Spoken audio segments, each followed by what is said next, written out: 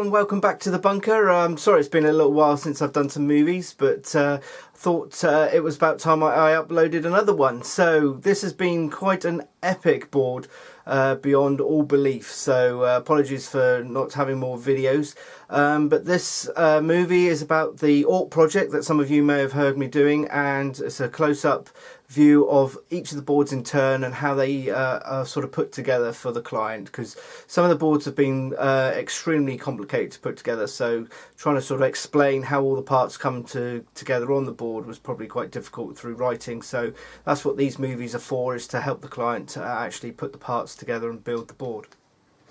Okay, with the main squig pit completed, then we can concentrate on the actual teleport area. Now there's obviously several different ways to set this up, but we'll set it up in the primary position with the teleport. So one of the extra parts I made is one of the small wings, or a wing from the bomber, and that can just be tucked down the side here for safe storage, so that becomes part of the actual sort of theming. It can also be hung actually inside the hangar, and then the bomber, deconstructed bomber, can then sit into the actual hangar, and there's a little sort of raised pin that it locates at the front, and that will locate the position of the actual plane inside the hangar. There's exits towards the rear. So you'll need the main hangar roof, and the main hangar roof is magnetically connected to the top. There's also underneath, you'll see there's a sliding sort of crane, which also has a magnet on the bottom of it, so you can locate the roof section over the top. So that will just connect that. Now again, it's on plate, so it can be slid around into position. So when you first put it in, you probably want to keep it slightly to the right hand side to allow room for the actual teleport. And this is the main teleport section. The actual teleport pad is removable, so that can be removed if you wanted to show the teleport being in partial construction, or it's not actually available yet for teleportation. And then the actual pad itself can slide in there and is held on with magnets. There's also magnets and a plate underneath this section for the top of the rock work.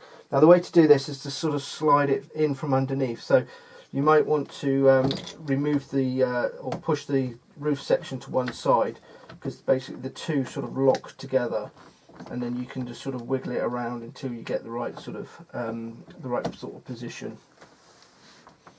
Okay, and that's sort of basically how the two go together. And then once the two main parts are in position, you can then place the power supply or the generator, which effectively slides underneath the landing, the sort of teleport pad. There's also magnets there just to sort of help that stay in position. Again, that can be used as a piece of scatter terrain. So there's an extra chain on the plane which can then be connected to the overhead crane, so just helps that sort of whole sort of theme come together. I've also included a small ladder on this side, which can then be pushed in, so you can get access from the main platform down to the base. So once you've constructed the main teleport and hangar roof section, you can then place the alternate weapons. This is the gravity weapon, which magnetically connects to the board, so you can turn it in any way. It becomes one of the major points for the weapons, so again you can switch out the weapons and choose which weapons you want to use in which positions. Okay, if we have a look at the rear of the teleport, you'll see there's a secret passage via a small air duct, so that can be removed and allows another access to the inside of the hangar for smaller creatures. We also have this piece here, which is the ramp that goes up the back of the teleport, so that again magnetically connects to the base with hidden magnets, and then that provides a ramp to the secret entrance, and also steps up to the actual pad itself.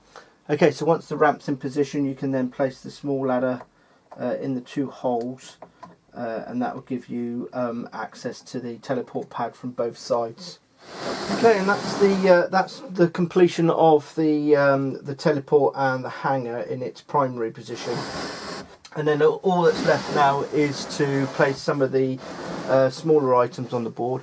So we have the 2 ammo dumps. So these can be used, these extra ammo dumps can be used to scatter terrain, so just be placed in position to complete the met market. They can be used to scatter terrain and used as obstacles or objective points. So that's the Squig Pit board completed. I'll just give you a quick flyover and an overview of the actual whole board itself. So you can see it's pretty complicated. This is the sort of primary position of everything to set, in its primary sort of setup. So I'll just go through some of the other options that you've got to make the terrain sort of different, and also to help it meet up with some of the other boards. But the level of detail, I think, is massive for this board, so it's worked out really well, so I'm really happy with how it's worked. I particularly like some of the small details that we've added. So like this chap here obviously didn't make it, and quite literally has mushrooms growing out of his arse, which I thought was a nice little touch, and adds that sort of whole orc feel.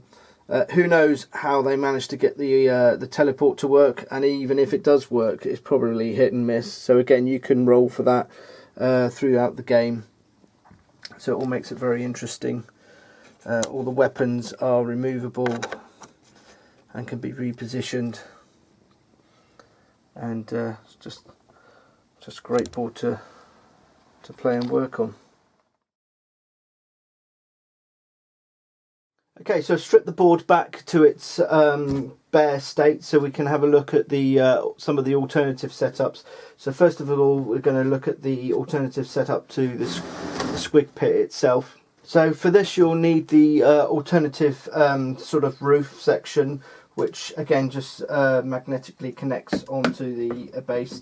This is a much more simplified top. Again, explained because some of the times if you want to use it in certain positions, you might find that the Squig Pit is far too big and doesn't connect with the other boards how you would expect it to. It's just so complicated to get it all to work in every single way, due to the fact that we've extended some of the terrain beyond the limits of the board. The way round that was to actually just cut all the terrain so it was actually completely flat with the edges of the board. But when you do that, you tend to get a very sort of squared shaped board, and I find that some of the overhangs and things hide where the seams are for the board, so it's a much better approach to do it this way. It just means you just have to sort of make maybe extra pieces. And then once it's in position, you can place the teeth or trade point, which we've integrated into this piece as well. So that sits on top. So it utilises that piece from the actual Squig Pit. And then once that's in position, you can then hang one of the squig cages from the crane, because we still wanted to make it part of the sort of squig cave. So I wanted to come up with a system of using the chain hoist as well for the squig, so you can still raise them up from the cave below. So the easiest way to do that is to use the magnetic catcher that I've got, that I've supplied with you, and then you just poke the chain up through the hole as best you can, and then use the magnet to actually catch the other side of the chain, and then draw the chain up with the counterbalance on the other end. And then that swings around the hoist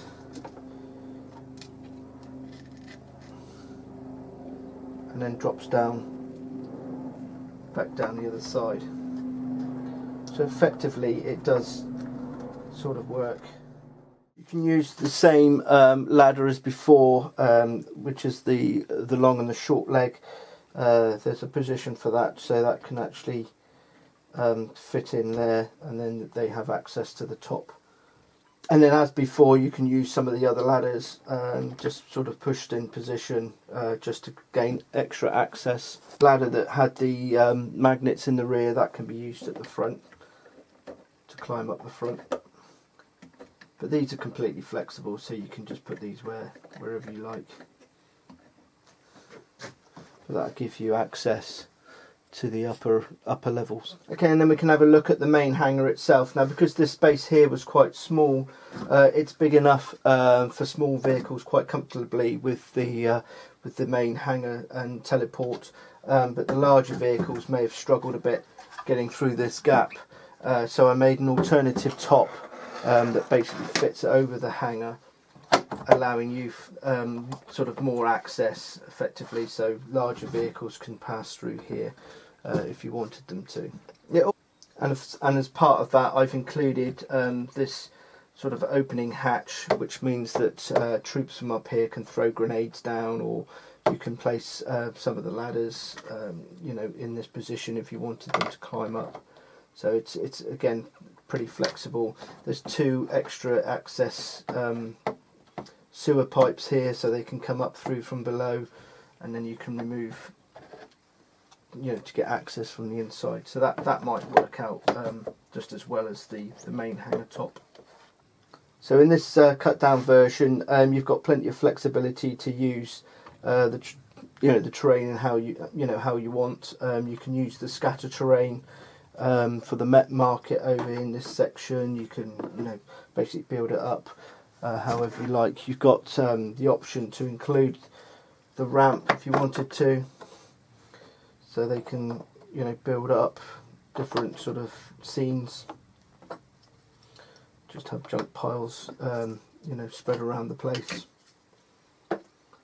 So you should find it's really quite flexible. There's also you know, the magnets in the top, so you can place other weapons, ladders, you know, so you've got complete control and flexibility how you want to set it up. Basically, give you a quick flyover of that alternative setup. So again, you can place you know, the bomber parts where you like. It's got the alternative hangar top on, and then you can pretty much just sort of have fun and set it up with the magnets in the top of the rockwork there. You can add you know, whatever weapons you want.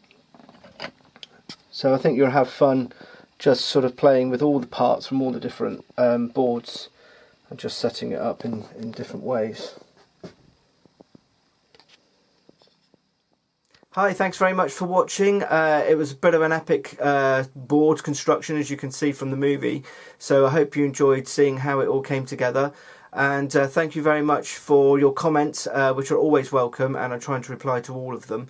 And for subscribing, as I know we have a few subscribers now. So if you've recently joined us, then do look at some of the other movies, as they go back quite a few years now.